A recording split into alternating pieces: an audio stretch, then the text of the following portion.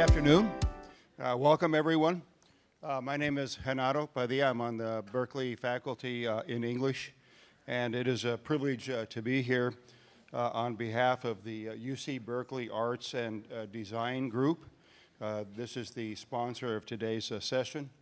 Berkeley Arts and Design is a campus-wide initiative led by a woman we think of as incomparably energetic, Shannon Jackson. She is the Associate Vice Chancellor for Arts and Design on the campus.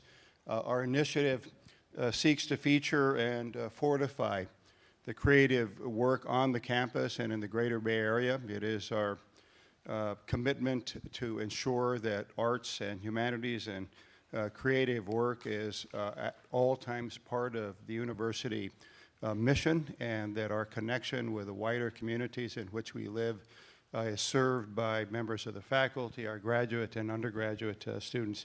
So we are very, very happy to be part of the Bay Area Book Festival. We want to continue to reach across the communities from the university and to make events like this possible. I couldn't be happier to be here. Viet is a former student of mine in English.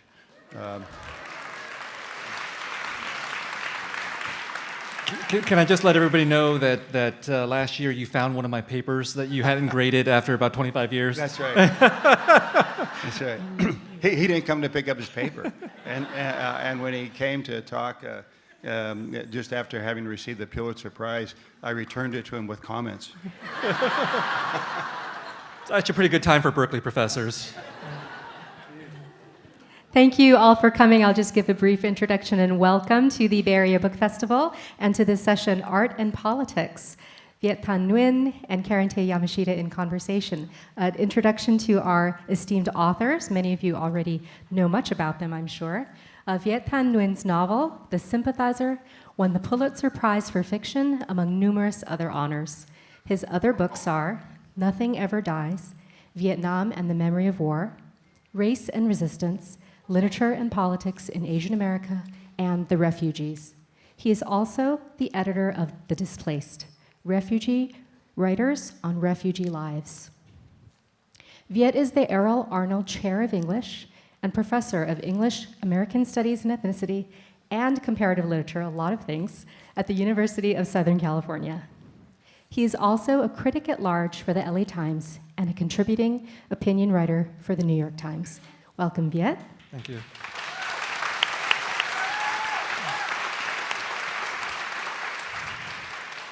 Karen Tei Yamashita is the UC Presidential Chair for Feminist Critical Race and Ethnic Studies and has authored Letters to Memory, Through the Arc of the Rainforest, Tropic of Orange, and I Hotel, which was selected as a finalist for the National Book Award and awarded the California Book Award, as well as many other honors. She has been a U.S. Artist Ford Foundation Fellow and is Professor of Literature and Creative Writing at the University of California, Santa Cruz. Welcome, Karen.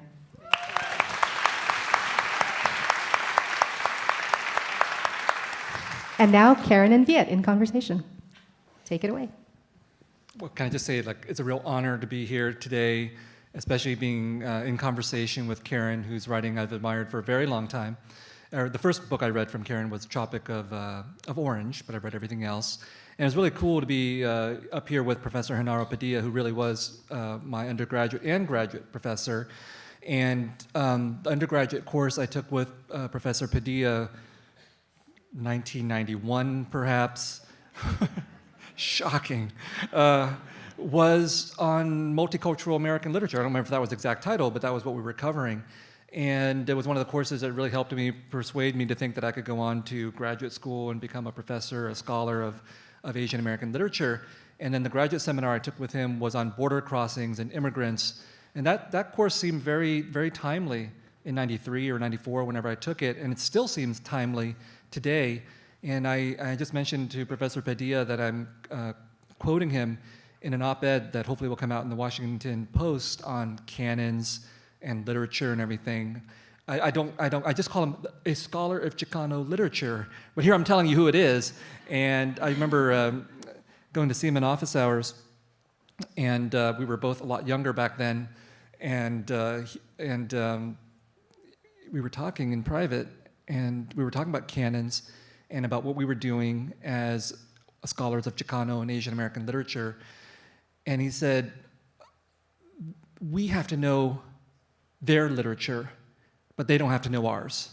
Which is to say, we who are in the minority have to know what the majority is thinking, what the majority has written, but there is no reciprocity on that. And it's still sort of true today.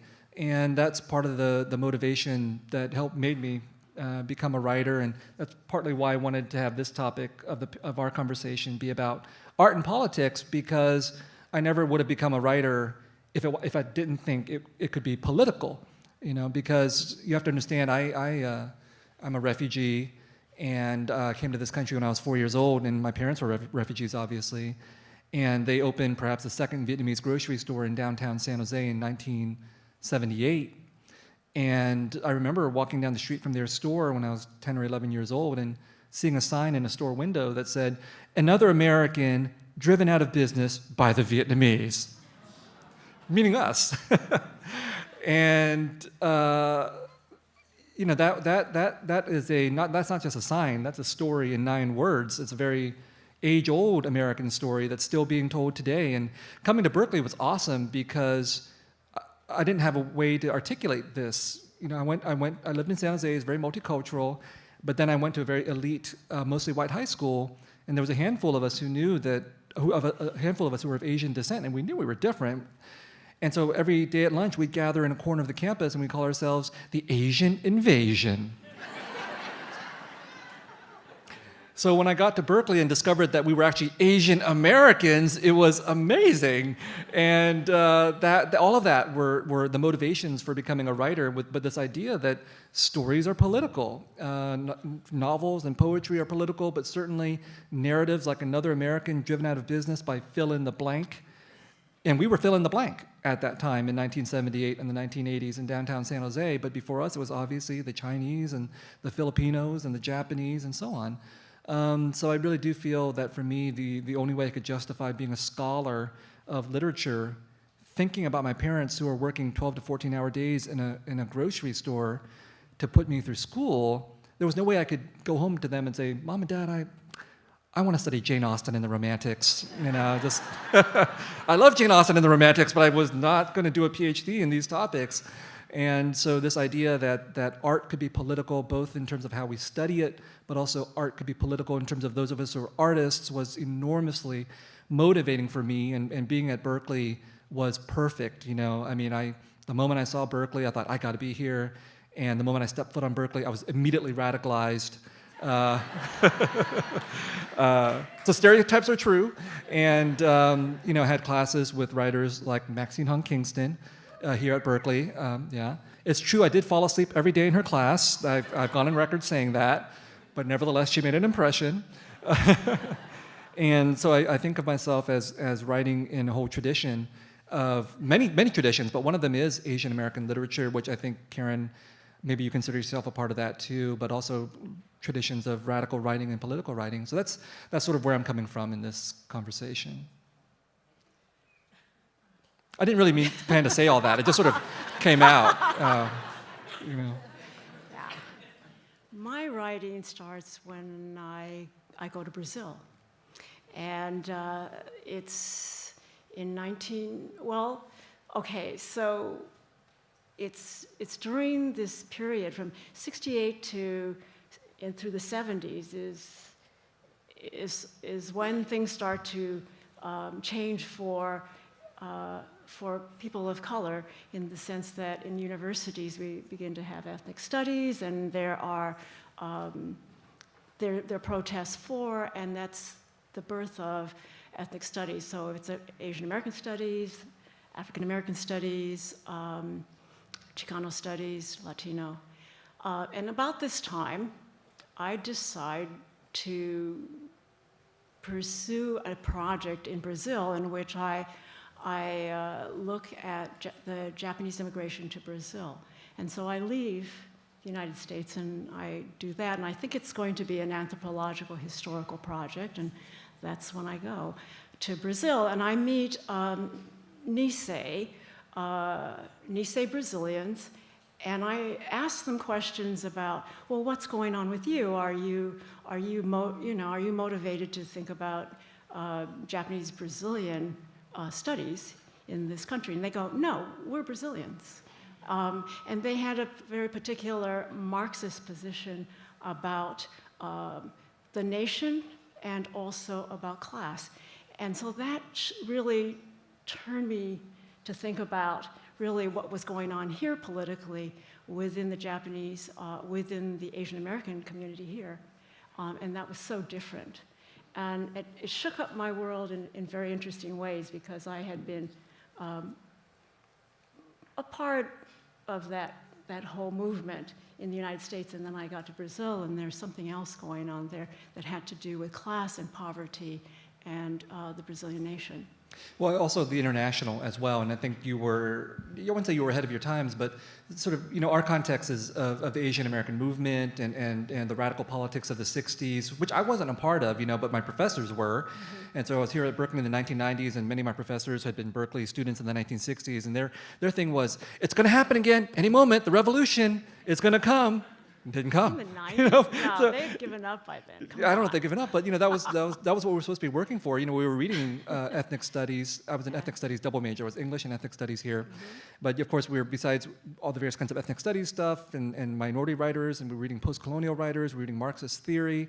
And there was for me that there was a couple of important things that were happening here. One is this idea that academia isn't necessarily divorced from literature and art. And I think this is my perception that in contemporary American culture, especially with contemporary American fiction, writers are sort of allergic to politics, and they're allergic to academics, and so they're cutting themselves off from two very important sources of influence. And for me, I always thought that all these things were happening simultaneously: politics and art and theory. And for me, the particular convergence was the 1960s here in the United States, but also globally, because domestically here in the United States, especially in the Bay Area, you see the rise of the Asian American movement, but it takes place in conjunction with the Third World Liberation Front at San Francisco State. And my politics at Berkeley at the time were very much about solidarity. That's why I didn't become an Asian American Studies major. I thought that was great, but I wanted to be an ethnic studies major because I wanted to do my work in conjunction with African American studies and Latino studies and Native American studies. All this was happening. And then if you look back to the 1960s and the Asian American movement, it was a movement that was really, really radical. And you talk about this in your novel, The I Hotel, where it was a movement born out of anti-war concerns, anti-racism, anti-imperialism, third world coalition politics, and empowerment of Asian Americans or yellow power. And there was already back then an international or transnational part of it because the Asian Americans here saw a clear connection between racism directed against Asian Americans and the racism of the Vietnam War. And they were making very deliberate efforts to obviously reach out internationally as well. And so when you were doing your stuff in the 70s, that has sort of started to submerge, because the rise of the rise of Asian American studies within the academy then became much more US focused. Yes. And we sort of lost the international focus for a few decades, and it's really only now starting to come back. So that's why I mean that you were actually sort of a foreshadowing of what's happening in Asian American studies, but also Asian American art and literature now with the concern about the transnational. Right. Well, when I went back to look and to research that period for the I Hotel, I realized that it was always an international project, and that I missed that, or at least I had thought that it was a project that was contained in, America, the Turtle Island. And I didn't, that research really opened my eyes to sort of the diaspora that was always a part of, and immigration from China, from Southeast Asia, from Korea, from Japan. That was always a part of this, this movement. And that yeah, so those things happen with that. Well, The I Hotel is a really amazing novel for those of you who haven't read it. Maybe you might want to get it on Kindle so it won't be so intimidating because it's like this thick. They call it the doorstop. Yeah, but why not? You know, it's there've been a number of these doorstopper historical novels by women of color, right? And it's I think a deliberate claim to the idea that the big novel, the epic novel, can also be written by people of color, by women of color. And The I Hotel is an epic novel about the Asian American struggle centered around this hotel, which you can talk more about. But there was a huge political mobilizing point for Asian Americans in San Francisco and the Bay Area in the 60s and 70s. But I think this is the Asian American novel, the great Asian American novel, because it really talks about this formative moment in the starting of Asian American history. But it's a novel that is very, very explicit about dealing with movement radicals, organizers, activists, theorists, the people who actually went to Asia to continue their projects of radicalization.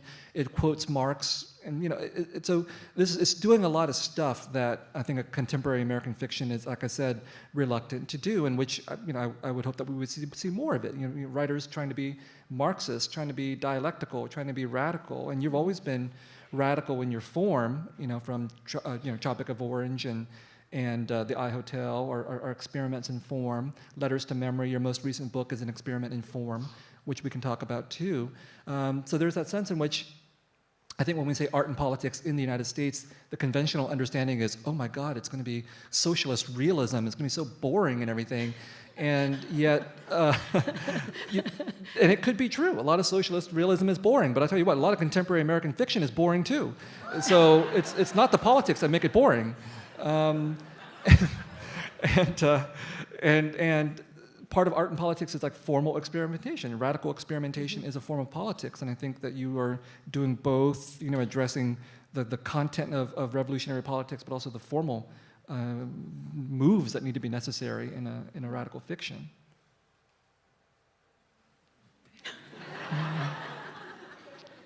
You're amazing. You're just amazing. I was like, okay. I can ask you a question if it makes it easier. Like, Tropic of. Let's go back to Tropic of Orange. Because a lot of people have remarked about Tropic of Orange. Because I remember that you said you had a database writing this book, or you wrote it on Linux or something like that? So. I was working at a television station at the time, and I was in the engineering department, and I had to, I was given this project to do an accounting project on the computer, and it was then in those days called Lotus. Lotus, okay.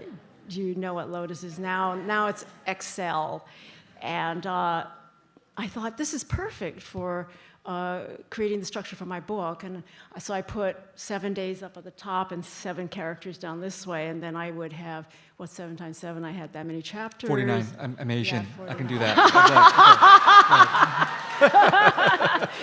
And so I started to fill in, and what I really liked about it is that you could type in all of the stuff and it would stay in the columns. And for a while, my book was on Lotus. So I read that, and I remember that very clearly, because I thought, that is so weird that you would use a program to write your novel. But then it stayed with me, because in my great struggle to write a short story collection, The Refugees, which took me 17 years, and it was just it was like it sucked almost every single minute. I used Excel. You can't really tell from reading the book, but I used Excel because my concern as I was writing this short story collection was I don't want to be like that guy who writes a short story collection and all the stories are about the same person, right? You've all read short story collections like this, I think. Hopefully you're reading short story collections. And so I thought, okay, I'm going to use Excel so that I can say, okay, here I wrote a story about a man. Now I got to write a story about a woman. Here I wrote a story about someone young. I got to write a story about someone old. That explains that book. Oh, does it? Okay, good, yeah. So I try to be, because it's mostly about Vietnamese refugees and the people they meet. Yes, but yeah. But it's not like all Vietnamese people are the same, So that's one classification, and then inside you have a whole bunch of people who hate each other. So you want to be able to acknowledge all these kinds of differences. And so I took that away that you can be systematic. Mm-hmm. In your writing. And actually, maybe you need to be systematic in your reading and writing, or I do, to overcome like the prejudices and assumptions that I think all of us internalized in one way or another. And that's kind of a radical step too, is like just sort of like to be self-conscious about your choices. But for me, you know, what was radical for me about the Sympathizer is that you wrote it. But I was thinking about 10 years, if it had been 10 years before, what kind of book it would have been. Because do you all remember when the California Oakland Museum of California had it was about the Vietnam. It was called What's Going On. You remember that exhibit? For the Vietnam War. And I remember that the museum had invited many scholars and folks to come to talk about it and to brainstorm what, you know, that exhibit would be about. And they were very excited, and they thought, well, we're going to have schools come through, we're going to have universities and professors come and talk about this. But when they finally had the exhibit, I realized that the Vietnamese community had a great amount of input, which I felt was negative to the exhibit. Well, okay, so you felt that the Vietnamese community's input was negative to the exhibition? Well, I mean, was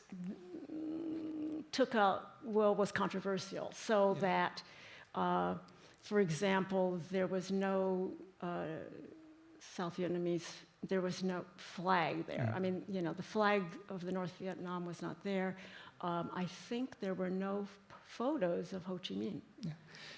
So I'm wondering how it's been for you within the community to have written that particular book you wrote, which has a lot of difficult things in it. Because for those of you who don't know the Sympathizer, it's about a communist spy in the South Vietnamese army. And if you know anything about Vietnamese American community politics, you know this is a no-no. No. Yeah. You know, like you're like you said, like in a Vietnamese American community, you cannot possibly put up a picture of Ho Chi Minh or the contemporary Vietnamese flag because people will call you a communist and will shut you down. And I knew this personally because I was very active in the Bay Area as a student, undergraduate and graduate years with Vietnamese American arts organizing. And we were the liberal types. You know, we didn't care about these kinds of political distinctions.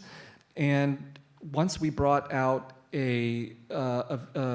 once we produced a play in San Francisco, at San Francisco State, the story of Tony D, and it's based on a short story by the Vietnamese writer Le Minh Huê.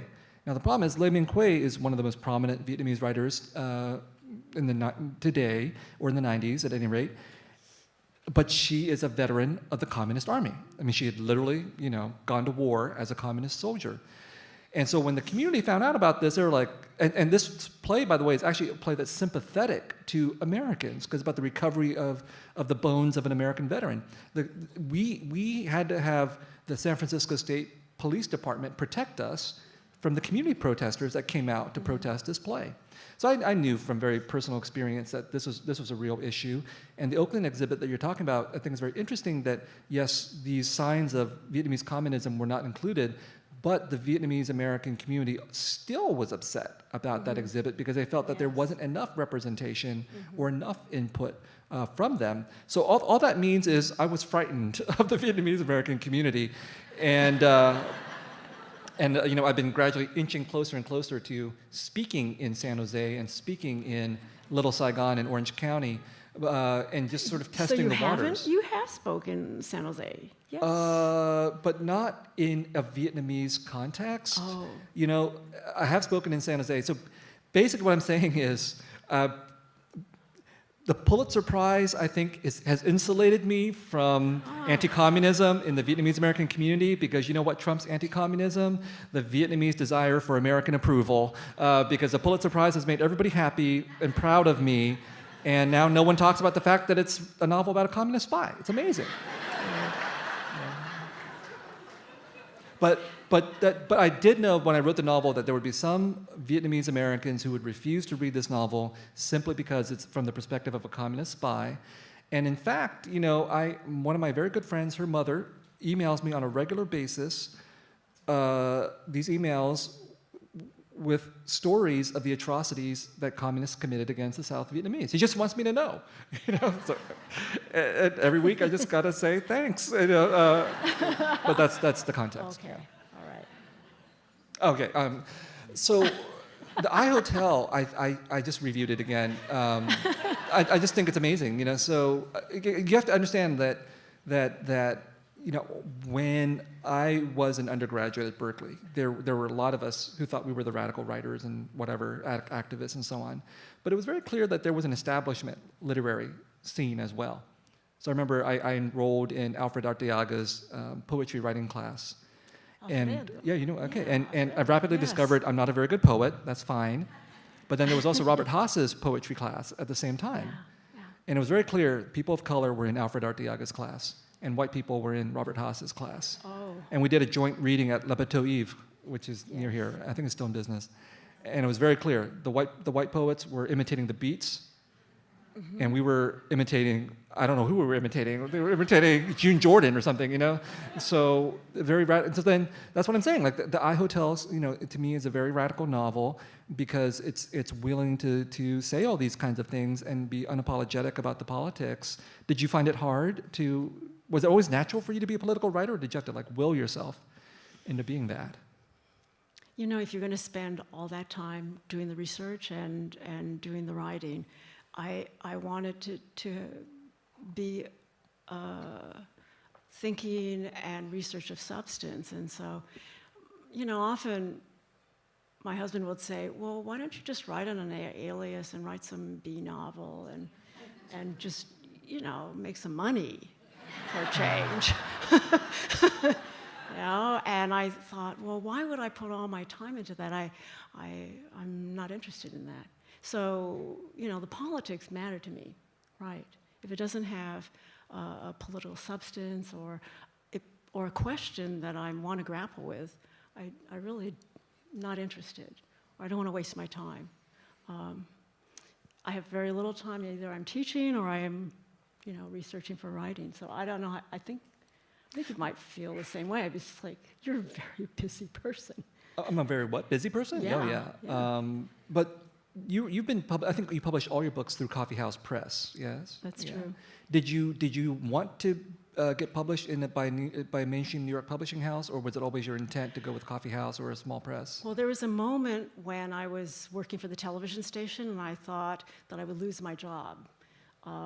It's a PBS. It was a PBS station, and if you don't subscribe,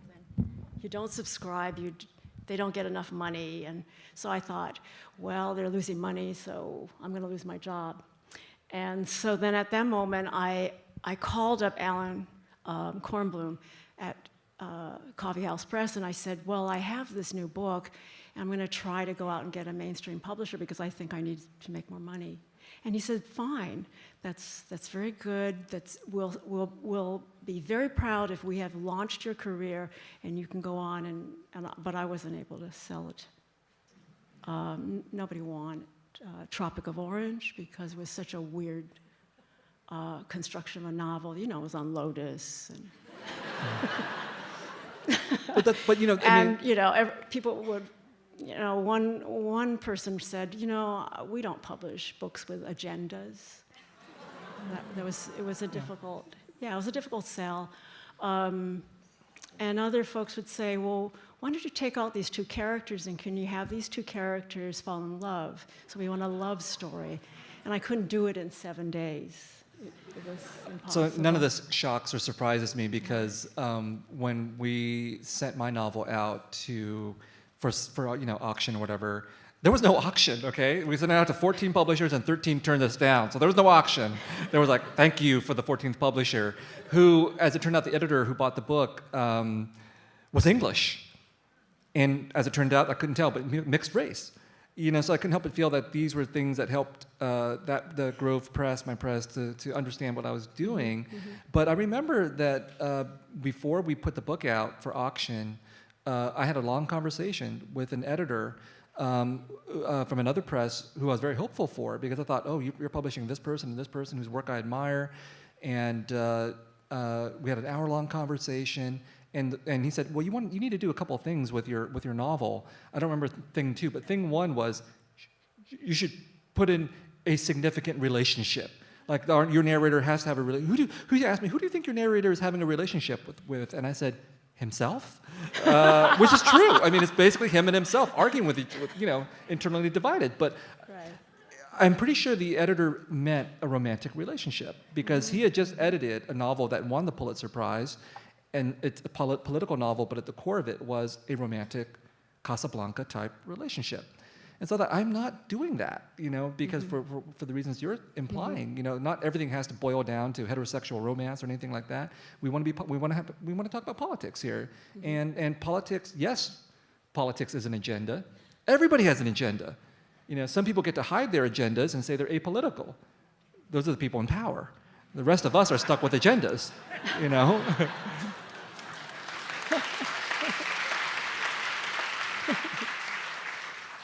Let's talk about memory, because I think we have maybe 10 minutes before we want to switch to so there's audience Q&A. There's a word in your Nothing Ever Dies, and my sister had said, what is this word and what does it mean? Mnemonic. Related to memory. Yes, and so can you talk about it? Really? Yeah. It's a Greek word. I know, but she wanted to know, she's looking it up on Google and saying, whoa. And she says, she bets that it's in the book a lot. Well, it's because I'm a professor and I like to use big words. And yeah. No, but I mean, it's like yeah. the study of memory and the tricks of memory and memory devices and the mnemonic devices. How do you try to remember things? And back in the ancient days, people didn't have books. They used to be really good at just remembering things. They could train their minds to remember vast amounts of information. Now we have iPads and iPhones. We don't have to remember anything. So we've diverted everything into this instead. But nothing. The reason I bring up memory is because you also have a book called Letters to Memory that just came out, which is a great book. And so I think we are working in some of the same issues because Letters to Memory is very much about the Japanese American internment and the consequences of that on your vast extended family who were put into a concentration camp, as Franklin Delano Roosevelt called it, before it became unfashionable, thanks to the Nazis, to use such a term. And the letters that your family and your entire archive of your memory, a memory of your family, and likewise for me, the fact that my family was shaped by the Vietnam War and we were turned into refugees had a huge impact on me. And I spent many decades of my life trying to make sense out of that. Both on a personal and a scholarly level, and in my fiction, I'm concerned with how we remember the Vietnam War in this country, in Vietnam, all over the world, but also with how we remember or don't remember war in general. And I grew up in a Vietnamese refugee community in the 70s and 80s where it was clear that even though the war was declared over in 1975, it wasn't over for anybody. All these people had lost everything, basically, and they were deeply traumatized, and I grew up in a community steeped in ghosts and hauntings and loss and anger and bitterness and melancholy, and none of that really made it outside of the Vietnamese American community, except when people were protesting who they thought to be the anti-communists, and in that case, the rest of the Americans just looked at the Vietnamese Americans as if they were crazy, like, why are you still fighting this war? But the thing is that Vietnamese Americans, as angry as they were inside of the community, were not angry outside of it. So, if you understand Vietnamese, you can understand that there are Vietnamese people who will say the Americans betrayed us. They came in, told us to fight this war in their way, and then when push came to shove, they left us hanging. But in public, in English, what they'll say is, "Thank you, America." Okay? And that is the nexus of problems about memory and what we can say and not say that I'm trying to grapple with in Nothing Ever Dies, but also in The Sympathizer as well. And so in Letters to Memory, I don't know. I mean, I think... So for my generation, I was the third generation. I was born after the war. And there were so many things that the Japanese American community never talked about. So I lived in Los Angeles, in a very confined community in Los Angeles, around a Japanese American church that my father pastored. And for many years, I think people my age, of that generation, Sanseis, we really didn't know what our parents were talking about when they got together and said, "What camp were you in?" And so my sister and I would remember, and my cousins, that we thought that our parents went to camp. Yeah, and they had friends and relationships that were special because of camp. So yes, there's a silence.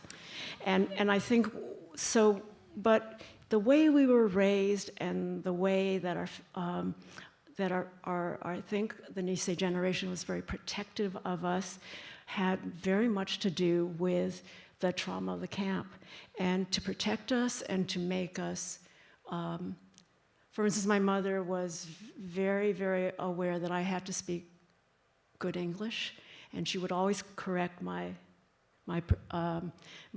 grammar. And so she wanted to make sure that my English was good, and I could go out in the world and be an American. And I don't know if she would say that now, but as the years went on, and she died when she was almost 99, the things that she remembered late in life and talked about and was fiercely angry about was that experience in camp and losing her freedom for those years. I think in the letters to memory, you mentioned a specific Los Angeles neighborhood that your family was in. Is it Jefferson and Normandy? Yes. And you said there was like 3 or 4 blocks of Japanese American businesses there? Yes. And that's, I mean, that's actually not far from the University of Southern California where I teach. Yes. And as far as I know, there's no marker of that. That neighborhood is still not, that's not Japanese American anymore, is it? No, Right. no. Okay. I bring it up because, as I mentioned, my parents opened the second Vietnamese grocery store in San Jose downtown in 1978. And it's similar that in that neighborhood, it was like several blocks with many Vietnamese American businesses, despite well, I guess it's true, that sign, "Another American driven out of business by the Vietnamese," I guess we really did take over downtown San Jose, but that's what you're supposed to do. It's the beauty of capitalism. And you're supposed to go in and revitalize neighborhoods and everything. Well, we're part of the gentrification of any space, right? Well, it's cycles, because what happened is, so then in the 1970s and 80s and 90s, downtown San Jose was a very rough place. You know, my parents got shot in their store on Christmas Eve. The worst incident of police death happened in front of my parents' store when I was away in college. I didn't find out until like 2 years ago. My classmate from high school, who is now the mayor of San Jose, said, "Yeah, did you know that these 2 cops were shot to death outside your parents' store?" I was like, "What?" Of course, my parents didn't tell me. It was a very rough place. Okay, so downtown City Hall in San Jose couldn't care less about this neighborhood until Silicon Valley happened and all this money starts to come in. And they thought, wouldn't it be nice to build a brand new City Hall to reflect the brand new San Jose, which they decided to build right across the street from my parents' store and forced my parents to sell their property, forced many of the other Vietnamese American businesses to sell their property for revitalization. And now when you go to downtown San Jose, you will never know that at one point for a couple of decades, there was a thriving Vietnamese American community here because there's no memorials, there's no plaques, there's no markers of any kind. And I feel like this is one of the reasons why I became a writer, because I was very upset by what happened to my parents' business. Not because of the money. The erasure of the space and the memory. Yeah, the memory. Right. And I for the longest time, I thought whenever I would go to downtown San Jose, I would never drive by Santa Clara Street between 3rd and 4th Street. But there is a little Saigon now, no?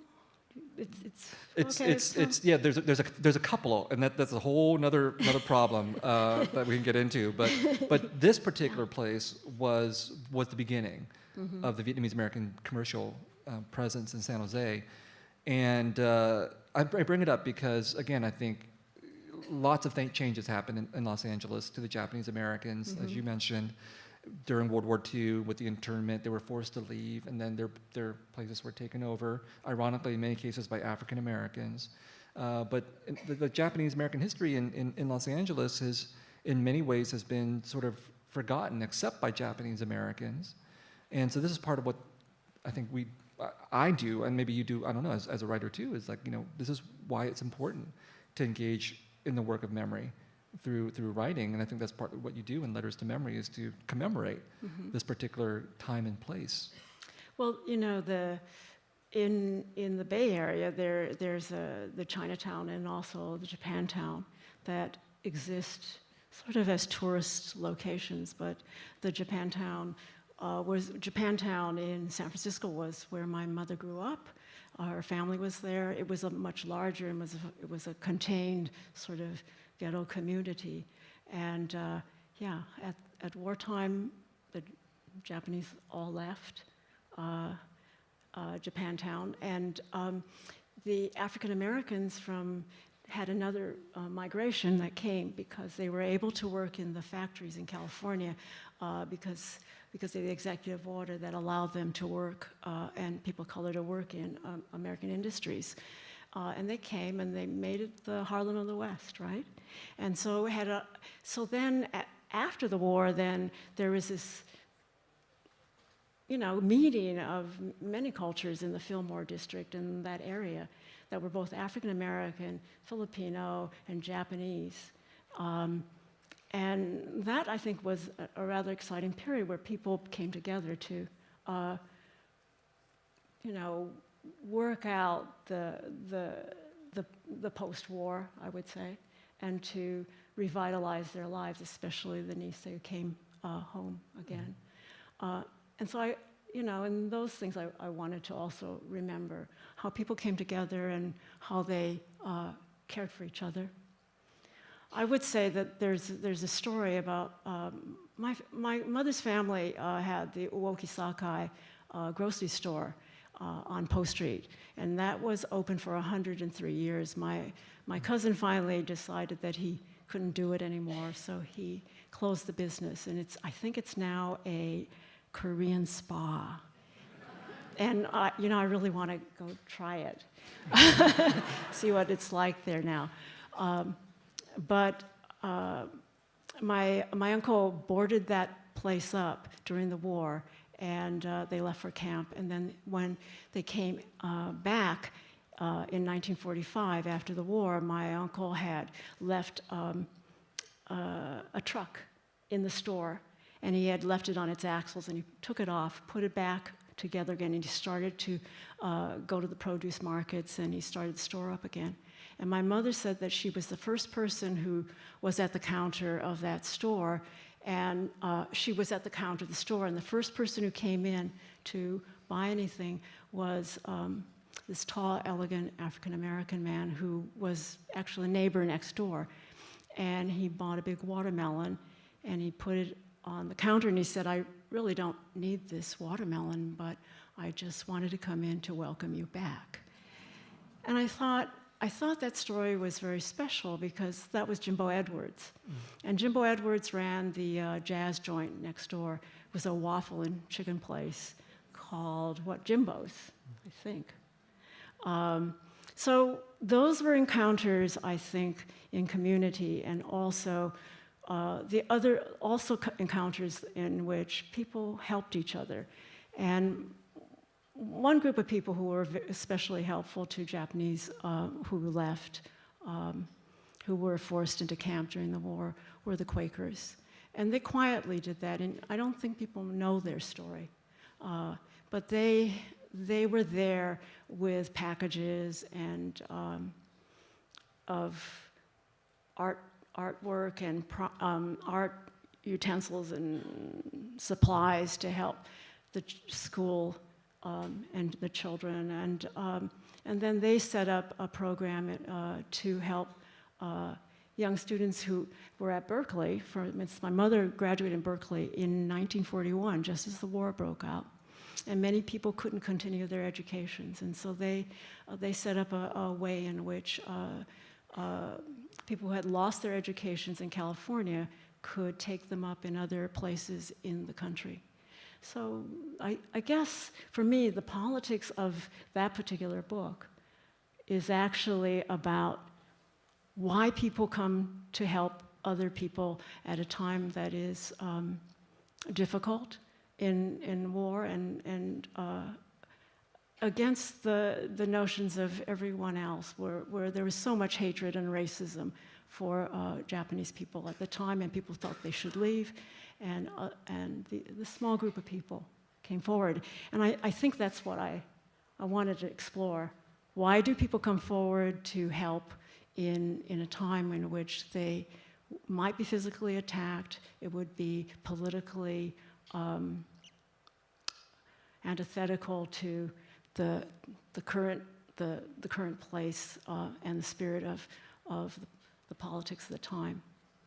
Maybe we can end on that note of solidarity and take questions from the audience. And I just want to say that, one of the reasons why I find your work really compelling is because you are not the writer who only writes about the internment. That's like one issue. Like Japanese American literature, Japanese American culture, at least the stuff that makes it out to a wider audience, oftentimes seems to be obsessed with the internment, which it should be. But your work is also about connecting that to the experiences of others, Quakers, African Americans in the case of Letters to Memory, but also in your entire body of work, again, you're bringing the Japanese diasporic experience in Brazil and the Brazilian Japanese diasporic experience in Japan, and you connect the history of the internment camps in Tropic of Orange to migration across borders. So many things are going on, and I think that I find that very inspiring when we're talking about art and politics, that one of the things that really moves me is not simply to be hung up on our own wounds. I mean, of course, it's important, for me to talk about the Vietnam War, about the Vietnamese refugee experience, but I know a lot of Vietnamese Americans who do that, and they turn around and they're completely racist to other people, or God forbid, like former Vietnamese refugees who made it over here as refugees, some of them are now saying, we can't take any Syrian refugees, we're the good refugees. The Syrian refugees or Muslims or whatever, they're the bad refugees. I'm telling you something, I grew up in San Jose in a Vietnamese refugee community in the 1970s and 1980s, and I can tell you, there were a lot of bad Vietnamese refugees. Okay? Welfare fraud, insurance scams, cash under the table, economies. We invented the home invasion. I mean, seriously, Vietnamese gangsters were robbing Vietnamese homes at such a rate that the San Jose Police Department had to come up with this term to describe this whole new phenomenon. And so it's not enough to be concerned about us and what's happened to us, whatever us happens to be. But for me, part of the politics of art is about connecting what's happened to us to what's happened to others, and to imagine that people who've done things to us, yes, we should hold them accountable, but we should hold ourselves accountable for what we've done to others, and that's very hard for people to do, and that's one of the things that political art should do. So I think your work, the new edited book that you've just done, in which you edit stories by other folks about their refugee experiences, I think it's really important to me. And I think one of the things that is of concern right now is that there have been executive orders and tweets about banning Muslims and Muslim travel, and then we have the situation of undocumented children whose legal status in this country is at risk. So I think that the experience of both your community and my community are very similar, and that we need, at this moment, the politics of it is to create an outreach for another group of group of people who are facing the same troubles and dangers. Thank you.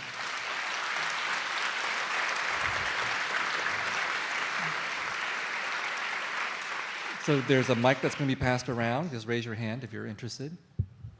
Hi. Were you able to see the Ken Burns special in Vietnam? And I'm wondering if that has altered either your opinions or the way people are looking at your situation in general. I've learned a ton of things that I had no idea about, and I'm 62, so. Do you want to answer that question? No.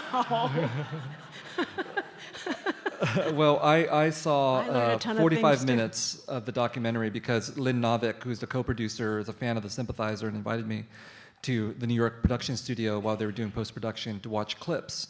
And I think that they were watching me as I was watching the clips because I think they were anxious about what I thought. And what I thought in the 45 minutes of clips was that, number one, it's beautifully shot and edited, and number two, I think they made sure to show me the Vietnamese clips, to show that there were North and South Vietnamese voices in the documentary.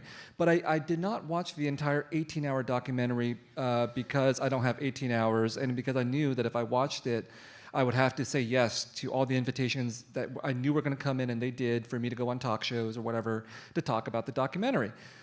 And my thinking was,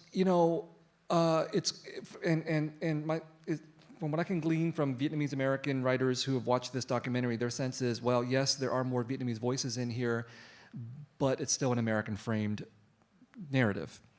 And that's not the kind of project that I'm interested in, or we're interested in, because the project of inclusion, where the frame is not changed or the center stays the same, is not sufficient. Then we're only included in order for our experiences to affirm what it is that the mainstream or dominant society wants to understand. And I have to tell you that in the few months after that documentary came out, wherever I would go, people would ask me, "Have you seen that 18-hour documentary about the Vietnam War?" And I would say, "Have you read a book by a Vietnamese person?" And almost inevitably, This, I think it would be different here in Berkeley. You're all good Berkeley people, but almost invariably the answer would be no.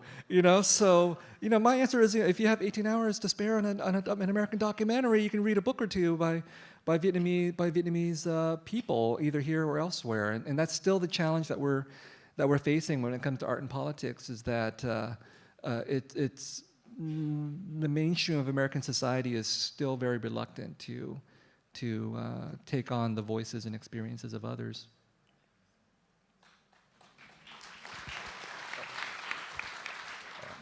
So I have two questions. The first of which is, what did your family think of the Sympathizer? And the second question is, will you ever translate any of your works into Vietnamese? Well, I can't do it myself personally, but the Refugees, the short story collection, was just translated into Vietnamese in Vietnam, and they censored an entire short story, which I could I agreed to that, because I thought, okay, I really want Vietnamese people to be able to read this book, and if you take out a short story, the collection still survives.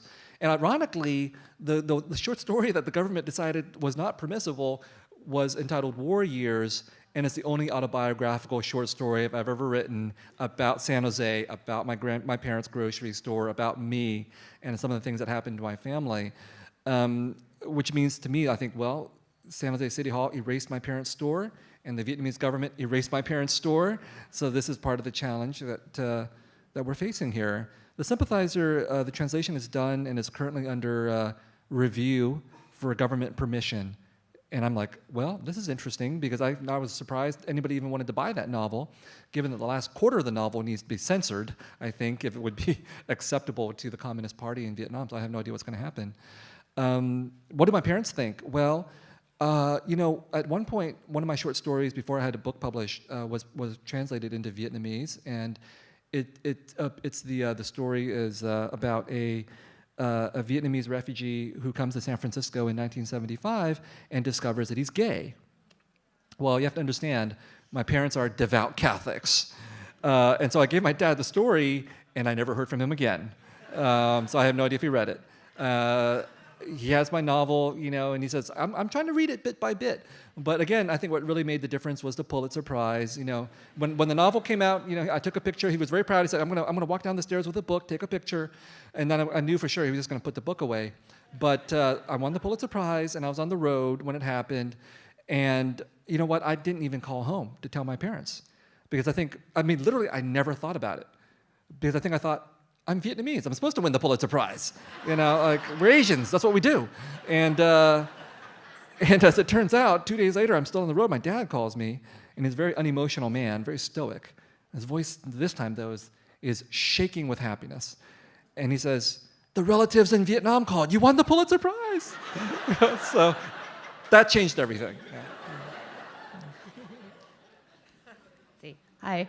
I'll stand because I can't see you. I was hoping you could both maybe speak to if you see or purposefully think of your work as protest, or if it becomes protest because of the topics that you're grappling with or showing us as readers? When I, in writing Letters to Memory, I had thought of the writing more as a kind of a reconciliation, and a reconciliation, I think, for my parents who were incarcerated, and a way to put to rest that episode in their lives, but to also think about it for myself. But when it came out last year, you know what happened last year, with our present government and regime and the things that have been happening every day that we have to listen to, the hatred of refugees, of immigrants, of migrant workers, the people who are honest and hardworking people who come to this country to work and to contribute. And I realized that when I started to take that book off on the road, I would have to think about it in a different way, because everything has begun again, and it's very, very sad and very painful to me to see that. So those are things that have happened. I think with other of my work, for instance, the first book is about the rainforest in the Amazons, right? Well, that's part of the story. And when I took that out on the road in the 90s, all of a sudden the Amazons were the lungs of the earth, and all American children were, drawing pictures of the forest being destroyed, and all of a sudden I had to speak to that, even though that's not exactly what that book is about. So so then again I entered into sort of a political moment that was on the minds of folks, even though many people don't believe in global warming, do we? Well, I think that the refugees was a sort of a protest. I wrote that book in the 1990s and the 2000s, and it was a very quiet protest. It was basically a book that says, okay, you know what, you gotta have some stories about Vietnamese Americans, Vietnamese refugees, and the people who love them, because we're not hearing enough of these voices. It's not much of a protest. But what happened was that, in writing that book, I really felt sort of constrained, because I was just trying to learn how to write short stories, and I taught myself how to write through writing that book. It's really hard to write short stories, especially when you don't have a lot of talent for them, like I don't. And so I wasn't worried about protesting. I just had to write the goddamn short story.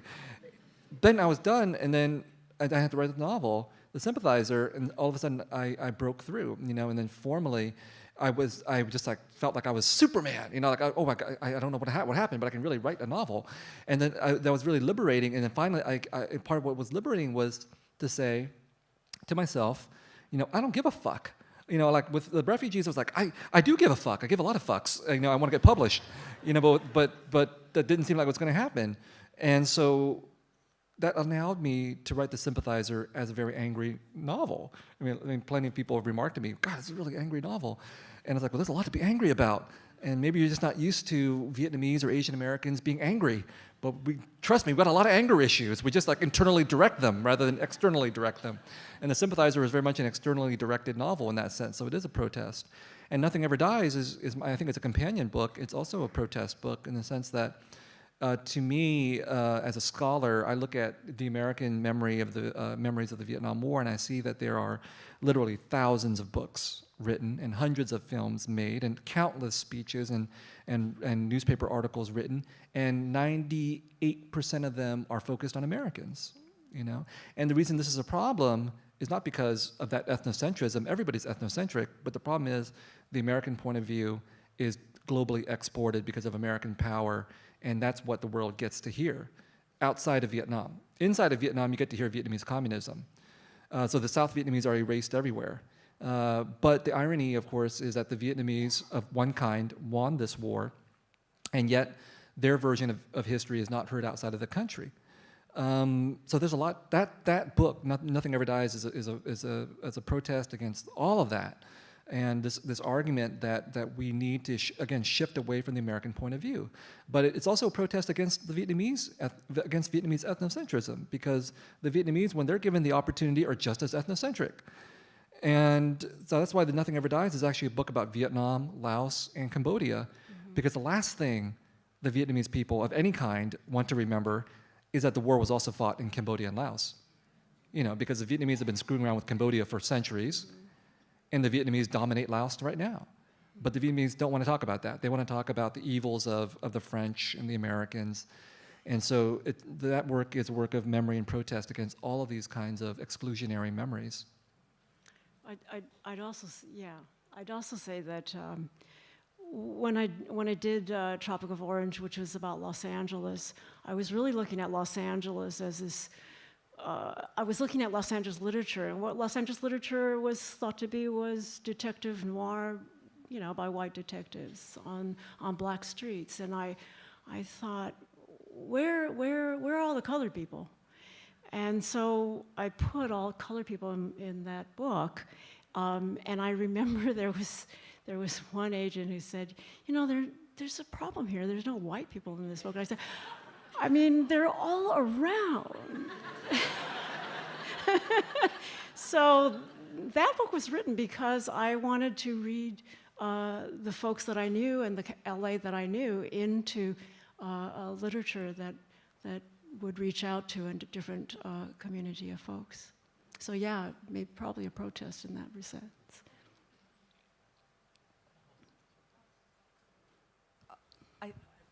Okay.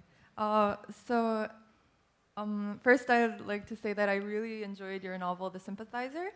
And my question is, Asian Americans are definitely underrepresented in American literature, but I also think there is a problem of Asian experience being assimilated into the Asian American voices because they don't have the access to the international stage because of their lack of English or fluency in their native language rather than English. So I would like to know what kind of efforts you put into your novel while writing it in order to bring in the local and Asian voices and memories without assimilating into your own words.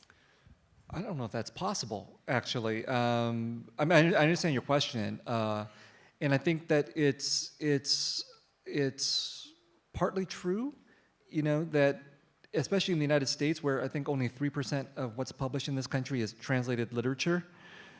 So we're not getting a whole lot of voices from anywhere in the world, not just Asia, right? But of course, in Asian countries, all you got are these Asian books. And that's an unequal terrain because the power of countries helps to determine the power of their literatures.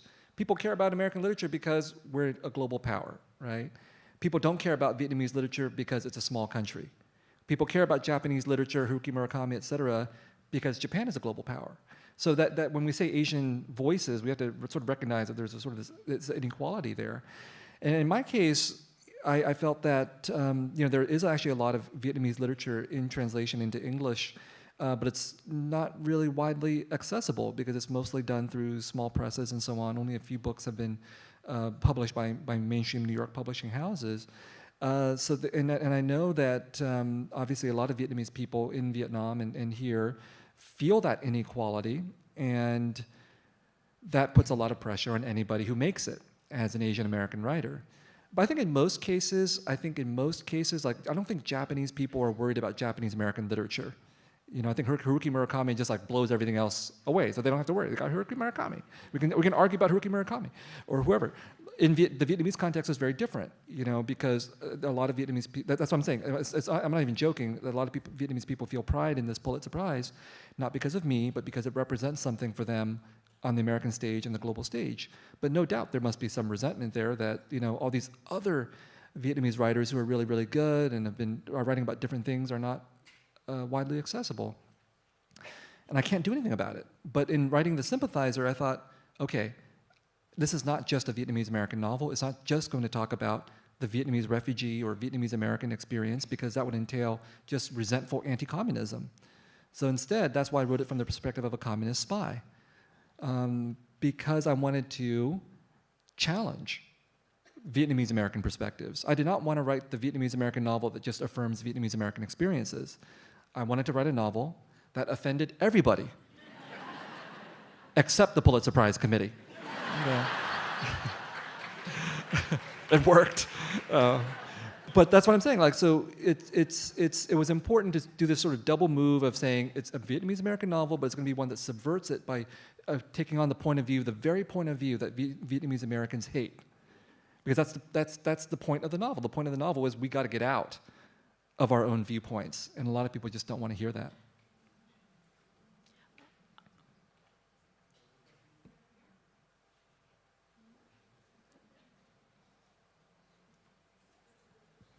Hello. I'm an Arab American writer, and I really appreciate the intersectionality and awesomeness that you've brought today. Can you share with us what sort of movement and revolution do you envision now for writers, and especially writers of color in America? Revolution. I don't know. You have something to say about that? Oh, you go first. No, I don't know.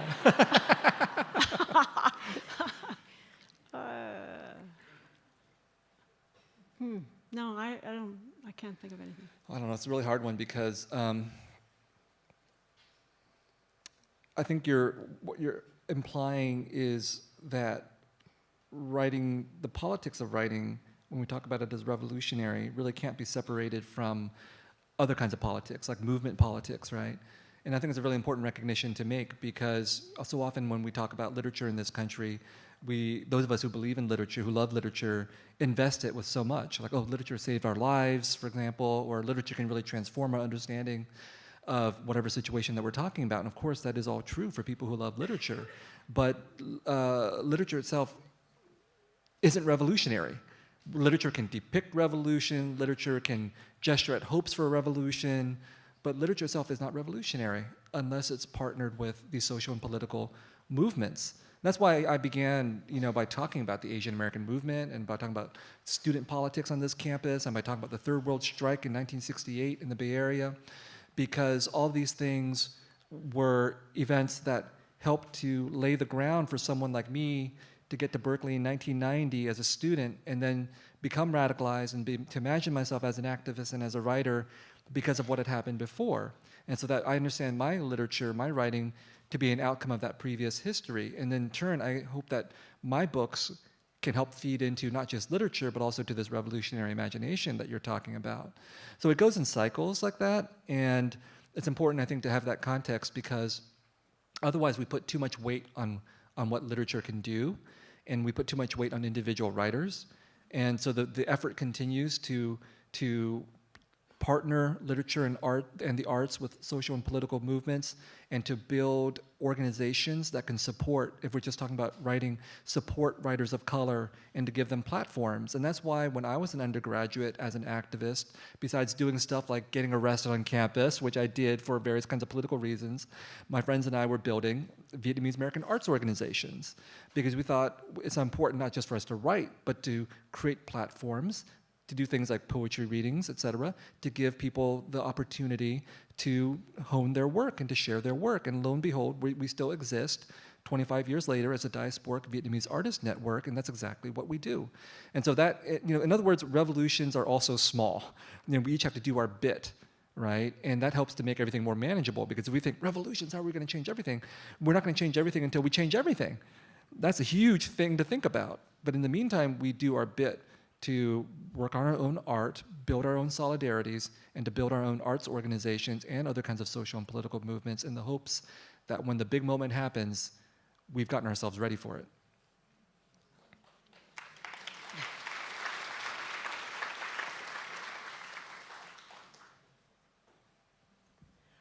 This is actually a related question. You each spoke of your own cultural moments in the 70s and the 90s.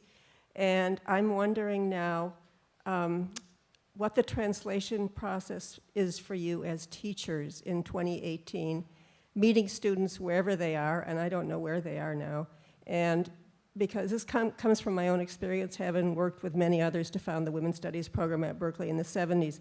And my sense is that we have to keep doing it over and over and over again. So I'm wondering how you are meeting the students of 2018, what the translation process is for you. Well, you know, I teach in creative writing at UC Santa Cruz, and what I find is that many of my students are writing in the speculative genres. So they're writing science fiction and fantasy and magical realism. And I was trying to think about why that's happening. And I think that because in speculative genres, they can think about what the future might be, and also they can use those genres to critique what is happening now and to imagine it in different ways. Sometimes the imagination is apocalyptic, or it could be post-apocalyptic. So I'm meeting my students in these new genres, and I'm trying to figure out, for one thing, why they're writing. It has a lot to do with the media and what they're reading and the films they're looking at and also it has to do with technology very much, and they're interfacing with technology and what that means for them. It also has to do with changes in how we think about gender and transgender, and so that thinking speculatively helps my students to think about what is a transgender or other person or human being, or what is a human being, what is a human being? And what do we think about that in this day of robotics and artificial intelligence? So one of the things that I worked on with a graduate student at UC Santa Cruz was kind of a festival or of bringing together of writers over a period of an entire quarter.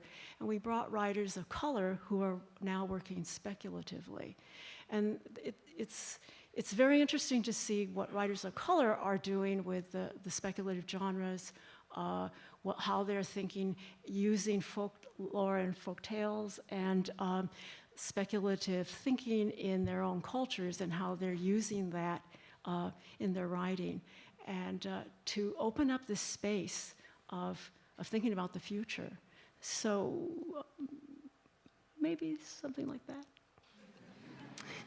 Well, I think there's a give and take in teaching between professors and students. And for me, I've learned a lot from being a teacher. I've learned that I hate grading, don't like doing that, but everything else about it is pretty cool. And it just depends on the situation. You know, like I teach a general education course on the Vietnam War. It's 150 to 200 students.